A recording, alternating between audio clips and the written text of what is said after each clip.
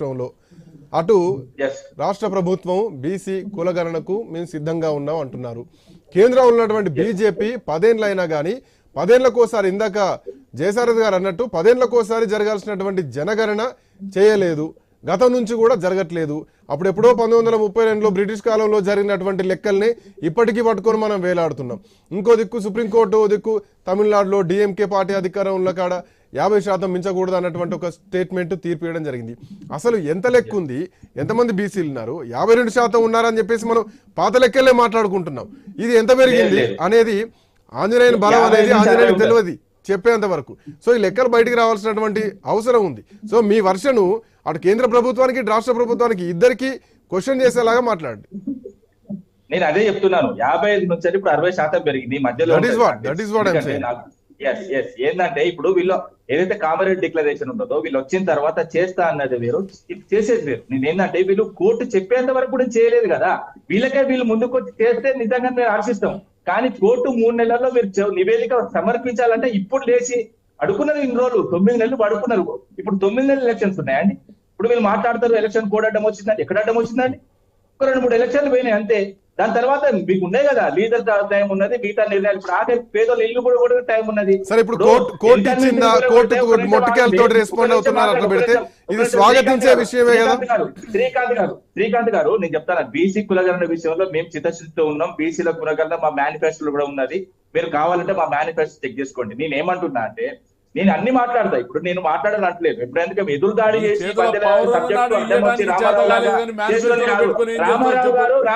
నీ చేతిలో పవర్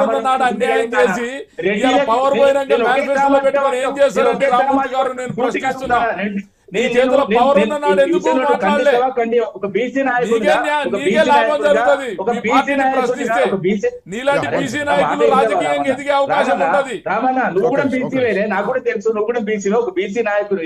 2 రోజులకు మాత్రమే పరిపాలన అవుతుంది, మిగతా వాళ్ళకి తెలియదు. ఒక దద్దమ్మని అని ఒక రేవంత్ రెడ్డి స్టేట్మెంట్ ఇచ్చినప్పుడు నీ నోరు ఎడమైంది. అదే రేవంత్ రెడ్డి గారు పిసిసి అధ్యక్ష పదవి బీసీకి దగ్గర నిలబెట్టి మీరు ఆ విషయం తెలుసుకోవాలి. మీ దాంట్లో అటువంటి అవకాశం ఉందని నేను అడుగుతా ఉన్నా. మీ దాంట్లో అటువంటి అవకాశం లేదు. కేవలం వాదించుకోవడం ద్వారా సబ్జెక్ట్ కాదు, వాదించుకోవడం అనేది సమస్య కాదు. ఆత్మవిమర్శ చేసుకోవాలి. బీసీ సంఘాలైనా బీసీ పార్టీలైనా ఇక్కడ ఉన్నటువంటి వాళ్ళందరూ కూడా అన్ని రాజకీయ పార్టీలో ఉన్నటువంటి బీసీ నాయకులందరూ ఆత్మవిమర్శ చేసుకోవాల్సిన సమయం. ఏ పార్టీలు అయితే మనం పనిచేస్తున్నామో అందులో మనకు న్యాయం జరుగుతుందా లేదని ప్రశ్నించుకోవాల్సిన సమయం ఆసనమైంది. మళ్ళీ చెప్తున్నా ఒకే సామాజిక వర్గం డెవలప్ అయితే తప్ప ఈ 5 ఏళ్లలో మీరు ఎవ్వరు డెవలప్ గారు చెప్తే క్లియర్ చెప్తున్నా. ఎందుకంటే మీరు ఈ మోసీగా చాలు. కేసీఆర్ కుటుంబంలో ఐదుగురు కేసీఆర్, కేటీఆర్, హరీష్ రావు, సంతోష్ రావు, కవితారావు, ఈ 5గురే బాగుపడ్డారు. ఈ 5గురే బలపడ్డారు బాగా. కాదు, అన్యాయం జరుగుతుంది మీ పార్టీలో, దశాబ్దాలుగా జరుగుతుంది బీసీలకు అన్యాయం. ఏందన్నా ఎంతమంది పార్టీలో కనీసం అరసడానికి కూడా అవకాశం లేదు, అన్యాయం జరుగుతుందని చెప్పడానికి కూడా అవకాశం లేదు మీ పార్టీలో. నేను ఒకటే రామూర్తి గారు మీరు చెప్పేదానికి నాది ఒకటే సమాధానం. మీరు బీసీ రిజర్వేషన్ గురించి మాట్లాడేటప్పుడు కేసీఆర్ గారు కలిసి సార్ బీసీ రిజర్వేషన్ జరుగుతుంటే ఓటు బ్యాంకులా యూజ్ చేస్తున్నారు తప్ప మీరు బీసీలకు చేసింది కాంగ్రెస్ ప్రభుత్వం ఏమి లేదు. ఇది టిఆర్ఎస్ పార్టీకి పరిమితమయ్యే పదం కాదు, అందరికి పరిమితమయ్యే పదం. ఇది ఒక టిఆర్ఎస్ పార్టీకి పేటెంట్ వర్డ్ కాదు, అన్ని పార్టీలకు పేటెంట్. ఇక ఆ విషయమే నీ మాట్లాడితే మళ్ళా మొదటి నుంచి మాట్లాడాల్సి వస్తుంది. దయచేసి జయసారథి గారు 1 సెకండ్, రామూర్తి గారు వస్తారు. శ్రీకాంత్ గారు ఇంతకుముందు మధ్యలో ఉంది, ఎందుకు చేయదు దేశవ్యాప్తంగా కులకరణ అంటే అది బీజేపీ పార్టీ ఏం భావిస్తుంటుందంటే తేనె తుట్టని కదిలించినట్టయితుంది. ఒకవేళ జనాభా గణన చేసినా కూడా దాంట్లో ఖచ్చితంగా ఇప్పుడు దేశవ్యాప్తంగా ఒక స్లోగన్ వచ్చే అవకాశం ఉంటుంది, కులగణన చేపట్టండి. కులగణన చేపట్టినటువంటి మరుక్షణం వచ్చేటువంటి అంశం రిజర్వేషన్లను జనాభా దామాషా ప్రకారం ఇవ్వాలనేటువంటిది దేశవ్యాప్తంగా అనేక బీసీ సంఘాలు డిమాండ్ చేస్తున్నటువంటి అంశం. కానీ ఇప్పటికే చాలా రాష్ట్రాల్లో వినండి, ఇప్పటికే ఉంది ఇప్పటికే ఉంది. కానీ ఇప్పుడు సీరియస్ అయింది. ఇప్పటికే చాలా రాష్ట్రాల్లో రిజర్వేషన్ల పరిధి 69% దాటినటువంటి 69% వచ్చిన తమిళనాడు ఉన్నది. ఇట్లా చాలా రాష్ట్రాల్లో రిజర్వేషన్ల శాతం 50% సీలింగ్ ను కూడా దాటిపోయింది. తెలంగాణ ప్రభుత్వం కూడా 50% కంటే ఎక్కువ రిజర్వేషన్లకు అనుమతి ఇవ్వాలని గత ప్రభుత్వం కూడా డిమాండ్ చేసింది, ఈ ప్రభుత్వం కూడా కోరుతా ఉంది.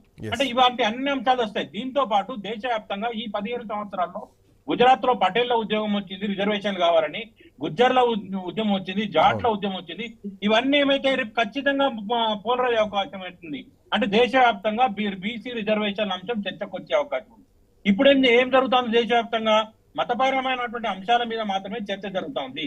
ఒకవేళ కులగణన చేపట్టినటువంటి పక్షంలో ఇవాళ కుల ప్రాతిపదికన ఏర్పడుతుంది. విపి సింగ్ హయాంలో గానీ మండల్ కమిషన్ వచ్చిన తర్వాత కూడా దేశవ్యాప్తంగా ఓబీసీలు అనేటువంటి వాళ్ళు తెర మీదకి వచ్చారు. దాంతో ఉత్తరప్రదేశ్ లో ఓబీసీలు ఆధిపత్యంలోకి వచ్చారు, అధికారంలోకి వచ్చారు. ములాయం సింగ్ ఆధ్వర్యంలో, లాలూ ప్రసాద్ ఆధ్వర్యంలో బీహార్ లాంటి పెద్ద రాష్ట్రాల్లో వచ్చారు. కాబట్టి ఇలాంటి అన్ని మళ్ళీ పెద్ద పెద్ద నాయకులు బీసీ వర్గాల నుంచి ముందుకు వచ్చేసి లేదా బీసీ స్లోగన్ తోటి ఆవిర్భవించే అవకాశం ఉంది. ఎప్పుడైతే మీ పాయింట్ ఏకీభవిస్తూ మండల్ కమిషన్ నివేదిక వచ్చిన తర్వాతనే ప్రచారం పెరిగింది. మీరు అన్నట్టు మండల్ కమిషన్ నివేదిక వచ్చిన తర్వాతనే ప్రచారం పెరిగింది. సో ఆ నేపథ్యంలోనే అందరూ అలర్ట్ అయ్యారు. ఒకవేళ ఇదే గనక 52% గనక ఉన్నారన్న విషయం బయటకు వెళ్ళిపోతే మేమెంతో మాకంతా అన్నటువంటి స్లోగన్ బయటకు వస్తున్నటువంటి ఉద్దేశంతో ఎవరు దీనికి ముందడుగు వేయట్లేదు నేను. అదేమన్నా తప్ప అట్లా రావడం సార్? ఒకటి జయసారథి గారు ఒక మాట సార్, మీరు అడిగిందని ఒకటే చెప్తా ఉన్నా. రామారావు గారు ఒక్క నిమిషం వినండి. ఈ మధ్య కాలంలో ఈడబ్ల్యూఎస్ రిజర్వేషన్లు ఇచ్చారు. ఎంత శాతం ఇచ్చిండ్రు? 10% ఓసీలు ఉంటే 10% రిజర్వేషన్లు ఇచ్చిండ్రు దేశవ్యాప్తంగా. అన్ని రాష్ట్రాలు కూడా దీన్ని వెల్కమ్ చేసినాయి రాజకీయ పార్టీలకు ఎదురు. రేపు అది ఖచ్చితంగా చర్చనీయాంశం అవుతుంది. ఎట్లయితే ఈడబ్ల్యూఎస్ రిజర్వేషన్లు జనాభా దామాషా ప్రకారం ఓసీలకు 10% ఇచ్చారో ఖచ్చితంగా బీసీల జనాభా కూడా ఇంత తేలిపోయింది, ఇవ్వండి అని చెప్పేసి ఖచ్చితంగా డిమాండ్ వచ్చే అవకాశం ఉంటుంది. ఈ డిమాండ్ వచ్చినటువంటి సందర్భంలో ఎప్పుడైతే కులము అంశం బీజేపీ పార్టీకి అడ్వాంటేజ్ ఉండదు. కాబట్టి ఆ పార్టీ బీసీ తేనెతుట్టను కదిలించడానికి ఇష్టపడతారు లేదని నా అభిప్రాయం. రవికుమార్ గారు యాక్సెప్ట్ చేస్తారు ఈ పాయింట్ ని? ఇప్పుడు అది తేనె తుట్టే అది ఇది అంశం అని చెప్పేసి మాట్లాడుతున్నారు. ఎస్, అప్పుడు ఎప్పుడైతే మండల్ కమిషన్ బీసీలకు రిజర్వేషన్ అన్నప్పుడు దేశవ్యాప్తంగా నిరసనలు జరిగినాయి. అది ఏ పార్టీ ఆధ్వర్యంలో జరిగింది? బీజేపీ పార్టీ ఆధ్వర్యంలో జరగలేదు, మాకేం జరగలేదు. అది కాంగ్రెస్ పార్టీ వాళ్ళే. బీసీ జరగలేదు, వాళ్ళు దానికి ఇంట్రెస్టెడ్ లేదు కదా. వాళ్ళ ఆధ్వర్యంలో ఎందుకు జరుగుతాయి బ్రదర్? ఎందుకంటే మతపరమైనటువంటి రాజకీయాలు చేస్తున్న పార్టీలకు చంపపెట్టులాగా కాంగ్రెస్ పార్టీ అప్పట్లో వ్యతిరేకం. అది ప్రధానమైన దీనికి సమాధానం చెప్పండి రవికుమార్ గారు. ఒకటి ఆనాడు కూడా బీసీల జనగణన, బీసీల రిజర్వేషన్ కు అడ్డు వచ్చింది ఎవరు? మండల్ కు కమండల్ అడ్డం వచ్చింది. మండల్ కమండల్ మధ్యనే పోరాటం జరిగింది. ఈ కమండల్ ఎవరి చేతిలో ఉందండి? ఆ రోజు ఉన్నటువంటి అగ్రవర్ణాల చేతిలో కమండలు పెట్టి వాళ్ళు కమండల ఉద్యమం బీసీ రిజర్వేషన్ వ్యతిరేకంగా పోరాటం జరిగింది. అదే జరుగుతుంది. ఇప్పుడు బీజేపీ ప్రభుత్వం వచ్చిన తర్వాత అవకాశాలు అడగొద్దు. జనాభా రీత్యా మాకేమంటదంటే 100 మంది ఉంటే 10 మంది కన్నం పెట్టి తిరిసావండి అని చెప్పి ఆయన వర్షన్ చెప్పండి. నేను మాట్లాడేది పోదు, ఆయన మాట్లాడేది పోదు, ఇద్దరు మాట్లాడేది పోదు. రవికుమార్, బీజేపీ పార్టీ బీసీ రిజర్వేషన్లకు అనుకూలంగా ఉంది కాబట్టి బీసీలు ఎంతున్నారో అంత రిజర్వేషన్ వాళ్ళకి అందాలని కోరుకుంటుంది. కాబట్టి ప్రతి ఒక్క రాష్ట్రానికి నేను మళ్ళీ మీకు మా యొక్క సంకల్పం కూడా చూపిస్తాను. ఇది మా సంకల్పం బుక్. ఆ బుక్ లో మేము రాసుకున్నది మీరు ఎక్కడైనా మీరు మమ్మల్ని ప్రశ్నించవచ్చు. నేను మళ్ళీ అందుకే చెప్తున్నా, సొంత బీసీ జాబితా రూపొందించుకునేందుకు రాష్ట్రాలకు అధికారం ఇచ్చింది. ఇది మా సంకల్పం బుక్. మరి యూపీలో చేయలేదా బ్రదర్? మరి యూపీలో ఎందుకు చేయలేదండి? నేను అదే గుజరాత్ లో ఎందుకు చేయలేదండి? అసలు జాతీయ విధానం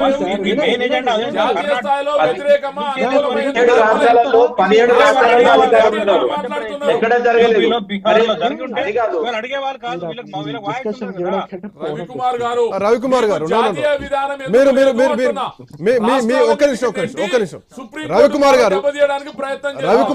రవికుమార్ గారు ఒక పాయింట్ మీరు చెప్తున్నటువంటి క్రమంలో మీకు సవాళ్ళు ఎదురైతే మీరు సమాధానం చెప్పాల్సింది. సమాధానం చెప్పాల్సింది. మీరు అట్లా నిరాశ చెందొద్దు.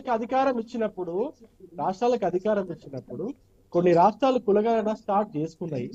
ఆ కులగణన స్టార్ట్ చేస్తున్న సుప్రీంకోర్టు ఎందుకు నేపథ్యంలో అడ్డుకుంటుంది? కొంతమంది రాష్ట్రాలకు కోర్టులకు అధికారం పోయినారు. ఇచ్చినాక కోర్టులకు పోయినప్పటికీ కూడా రవికుమార్ గారు సుప్రీంకోర్టు ఎందుకు అడ్డుకుంటుంది? కోర్టులో 50% కూడా సీలింగ్ దాటొద్దని ఎందుకు కొన్ని సుప్రీంకోర్టు పదే రాష్ట్రాలు పదే అడ్డం వస్తుంది? రిజర్వేషన్ని, సుప్రీంకోర్టు కొన్ని హక్కు లేదని రాష్ట్రాలు చెప్పి కేంద్రంలో ఒక పెట్టుకున్నాయి. తీర్మానం చేయండి. మీ కాంగ్రెస్ దీని మీద పార్టీ ఏ సుప్రీంకోర్టు కానీ ఆయన ఏం హైకోర్టు కానీ చెప్తున్నారండి? చర్చించడానికి ఆయన అవకాశం అడగమని లేకుండా లేకపోతే రాష్ట్రాలే ఆయన వర్షన్ చేయమని ఆయన వర్షన్ ఆయన తీసుకోండి. ఏమంటున్నాడు నాకు అర్థం కావాలి కదా, నేను మాట్లాడేది ఆయనకు అర్థం కావాలి కదా. మీరు ఆల్రెడీ జయసారథి గారి వర్షన్ చర్చ మీరు చేద్దాం. విన్నారు, దాని నేను కంటిన్యూషన్ ఏమంటున్నా, రామారావు గారికి మిగతా వాళ్ళకు కూడా డిస్కషన్, ఈ పాత రికార్డులు అన్ని కూడా వరుసబట్టి కామెంటరీ ఇస్తా ఉంటారు వీళ్ళు ఆ ఉపన్యాసం ఇచ్చినట్టుగా. చేసిన కొంచెం తప్పులు, వినండి సార్, మాట్లాడేది మీరు వినండి సార్. చేసిన తప్పులు, మాట్లాడేది వినండి సార్. మీరు కమండల ఉద్యమం నడిపితే బీసీ రిజర్వేషన్లకు వ్యతిరేకంగా వేల మంది ఆత్మహత్యలు చేసుకుని ఎంతో మంది విద్యా ఉద్యోగ రాజకీయాల్లో నష్టపోయినటువంటి పాప ఫలితం ఈ కమండల ఉద్యమం. Right. అప్పటి ఒక్క నుంచి నిమిషం. ఇప్పటిదాకా అదే నష్టం జరుగుతుంది. ఆయన వాయిస్ రీచ్ అవ్వాలా?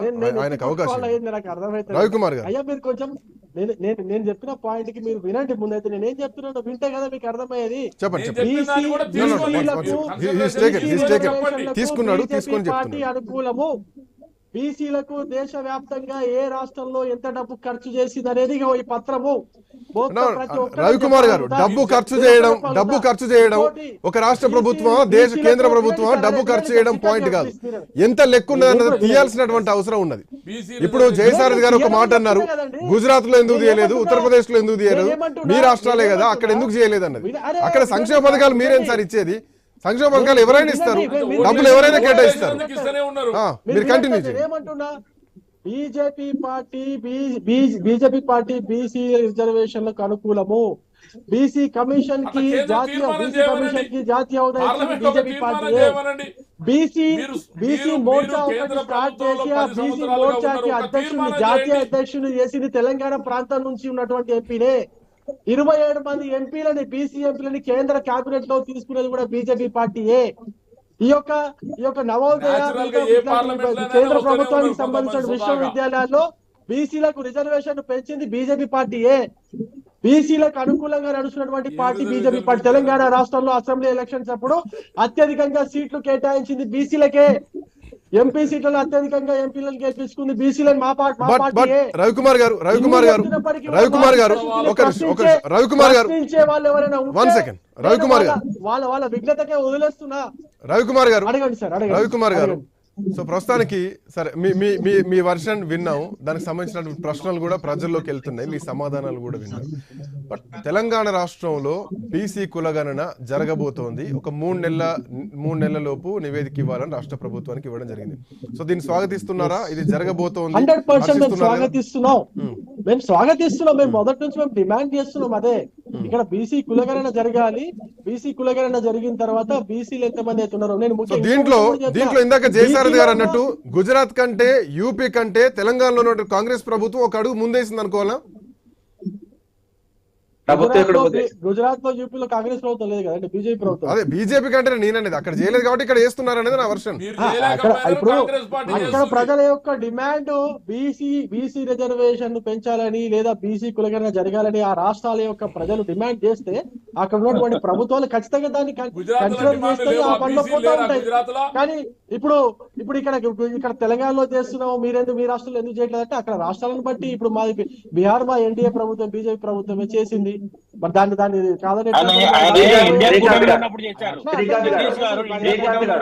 శ్రీకాంత్ గారు ఇప్పుడు 2 పార్టీలకు ఇచ్చిందే central government BJP party. Ramurthy గారు అట్లా కాదు కదా. ఇరు పార్టీలకు కాంగ్రెస్ గాని ఏదైతే బీజేపీ గాని ఈ దేశంలో బీసీలకి ఏదైనా మంచి చేసిందంటే రాజకీయ పరంగా, సామాజిక పరంగా, ఆర్థికంగా ఏదైనా పార్టీ మంచి చేసిందంటే కేవలం బీజేపీ పార్టీయే. మొత్తం తీసి చెప్పగలుగుతా. ఏ పార్టీ ఖర్చు చేసింది బీసీల కోసం? ఏ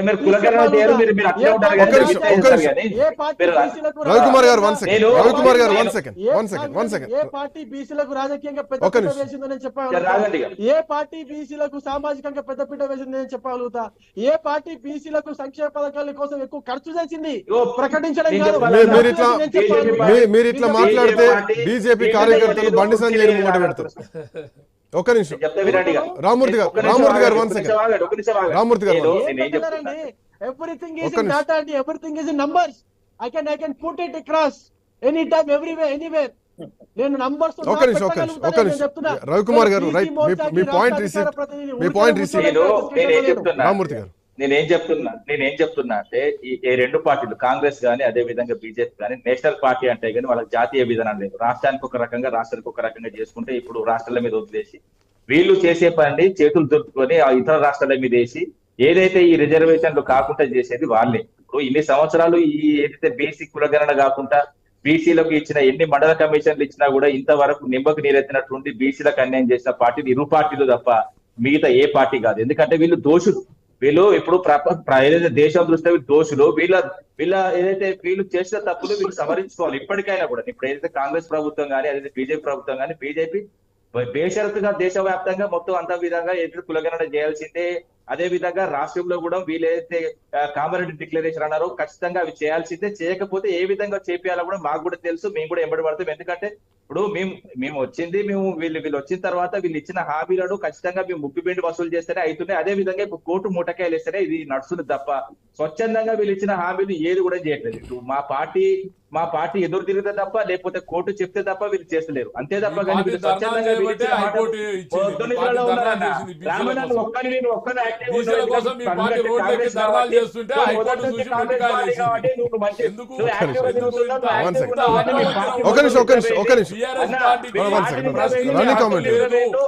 మంత్రి కూడా ఎక్కడ కూడా పని చేస్తలేడు. వరదలు వచ్చినా కూడా ఆరోగ్య శాఖ మంత్రి డైవర్ట్ చేయదు సబ్జెక్ట్ డైవర్ట్. జయసారథి గారు ఒక నిమిషం జయసారథి గారు మీ పాయింట్ కంటిన్యూ చేసే ముందు అసలు పాయింట్ ఏంటంటే విద్య, ఉద్యోగాలు, పరిపాలన దీంట్లోతో పాటు ఆర్థిక అంశాల్లో వాటా రావాలి దక్కాలన్నటువంటి నినాదంతో బీసీ కులగణన జరగాలి అన్నది పాయింట్. జనాభా గణన జరగాలి, బీసీ కులగణన జరగాలి. బట్ ఇప్పుడు ఏ పద్ధతిలో వాలంటీర్లు, గ్రామ సచివాలయ సిబ్బంది చేస్తే ఇది యాక్సెప్టెన్స్ ఉంటుందా, ఎన్నికల సంఘం యాక్సెప్టెన్స్ ఉంటుందా, కేంద్ర యాక్సెప్టెన్స్ ఉంటుందా, ఎట్లా జరగాలి, దీని టెక్నికల్ ఇష్యూస్ ఏంటి అన్నది ఒక ప్రధానమైనటువంటి చర్చ ఈరోజు హైకోర్టు ఇచ్చినటువంటి తీర్పు నేపథ్యంలో డిస్కస్ చేయాలి. మీ వర్షన్ చెప్పండి. అంటే బీసీ కమిషన్ ఆధ్వర్యంలో పూర్తిగా ఒక ట్రైనింగ్ ఇచ్చి ఖచ్చితంగా జనాభా సేకరణ బీసీ జనాభా సేకరణకు ఒక ప్లానింగ్ పర్ఫెక్ట్ ప్రకారం చేస్తే సాధ్యం అవుతుంది. అది ఏ వ్యక్తి పోయినా ఎవరి ఇంట్లో కుటుంబ సభ్యులు ఎంతమంది అని రాసుకురావడం, ఏ కులం అని రాసుకురావడానికి ఇంటర్మీడియట్ ఉండాలి లేకపోతే ఏ స్టాండర్డ్ ఉండాలి అనేటువంటి పెద్ద అంశం కాకపోవచ్చు. దానికి పర్మనెంట్ ఒక పర్ఫెక్ట్ ట్రైనింగ్ తోటే అధికారులు చేయాలనుకుంటే చేయగలుగుతారు. ఈ రాష్ట్రంలోనే ఒకే ఒక్క రోజు సమగ్ర కుటుంబ సర్వే చేసినటువంటి పరిస్థితిని కూడా మనం చూసినాం. సమర్థత అధికారులకు ఉంది, పర్ఫెక్ట్ డాటా సేకరించగలరు కాబట్టి వాళ్ళకి స్వేచ్ఛ ఇవ్వాలి. ఒకటి. రెండవది ఏంటంటే కులగణన చేయడానికి కేంద్రం ఏం ప్రత్యేకంగా రాష్ట్రాలకు అధికారం ఇవ్వక్కర్లేదు, వాళ్ళకి ఆదేశాలు ఇవ్వాల్సిన అవసరం లేదు. అదేంటంటే తన మెడకు చుట్టుకోకూడదు కాబట్టి రాష్ట్రాల మీద దోచేసాడు, చేసినోడు చేసిండు, చేయనోడు చేయలేదు, అది జరిగిపోతాను. ఇక రెండో అంశం ఏంటంటే వాళ్ళ సంకల్పం అనే బుక్ ఇచ్చారు సోదరుడు. వాళ్ళ సంకల్పం గట్టిగా ఎన్ని కేసులున్నా కూడా ఇట్లా పక్కకి వెళ్ళిపోతాయి. రామందిరం లాంటి దశాబ్దాలు ఉన్న పెండింగ్ సమస్యను వాళ్ళు పరిష్కరించగలిగినారు. వాళ్ళకు పెద్ద ఇష్యూ కాదు, కాకపోతే వాళ్ళకి అది ప్రయారిటీ కాదు కాబట్టి వాళ్ళు దాన్ని పెద్దగా తీసుకోలేదు. ఈడబ్ల్యూఎస్ కూడా అయిపోయింది, దాన్ని రాష్ట్రాల మీద తోసేసి ఊరుకున్నారు. ఇంకొకటి ఏంటంటే అక్కడ ఉన్నటువంటి ప్రతి పార్టీని కూడా నేను ఒక క్వశ్చన్ చేయదలుచుకున్నా. అంటే ఇప్పుడు మీరు కులగణన చేయాలి అంటుండ్రు, అందరు కూడా సమర్థిస్తున్నారు, నేను కూడా వెల్కమ్ చేస్తున్నా. కులగణన చేసిన తర్వాత మీకు జనాభా సంఖ్య తేలితే దానికి అనుగుణంగా రిజర్వేషన్లు ఇచ్చి ఎన్నికలు పెట్టగలదా కాంగ్రెస్ పార్టీ? 50% సీలింగ్ దాగితే ఎలక్షన్ పెట్టగలదా? ఎలక్షన్లు మళ్ళీ వాయిదా పడతాయి కదా, దానికి అనుగుణంగా మళ్ళీ సవరించి 24కో 25% తీసుకురావాల్సి వస్తుంది కదా. రేపు బీఆర్ఎస్ పార్టీకి గతంలో అదే చేసింది కదా, రేపు బీజేపీ అధికారంలోకి వచ్చినా ఇక్కడ అది చేయాల్సిందే కదా. అంటే ఏం చేయాలి? వీళ్ళు కులగణన ఎంత చేసినా కూడా కావాల్సింది ఏంటి? ఆ సీలింగ్ ఎత్తివేయాలి. ఆ 50% సీలింగ్ ఎత్తివేసేటువంటి దమ్ము లేదా అధికారం కానీ రాష్ట్ర ప్రభుత్వానికి లేదు, అధికారం లేదు, దమ్ము కేంద్రానికి లేదు, దమ్ము కేంద్రానికి లేదు, అధికారం రాష్ట్రానికి లేదు. ఆల్రెడీ అయిపోయింది. సీలింగ్ చేయలేరు. ఇప్పుడు ఆల్రెడీ 50% రీచ్ అయిపోయింది కాబట్టి రేపు మీరు పీసీ కులగణన కోసం మీరు కొట్లాడతారు, మంచిదే. కానీ అది వెంటనే ఈ రాబోయేటువంటి స్థానిక ఎన్నికలలో ఈ 50% దాటి సీలింగ్ తీసేసి బీసీలకు ఎంతైతే వాటా వస్తుందో కనీసం 34% వాటా రిజర్వేషన్లు ఇప్పించగలరా అంటే సాధ్యం కాదు. కేవలం ఇప్పుడు ఏదో బీసీలను ప్రసన్నం చేసుకోవడానికి అన్ని పార్టీలు చేస్తున్న ప్రయత్నంగానే దీన్ని భావించాల్సి ఉంటుంది శ్రీకాంత్ గారు. Right, thank you.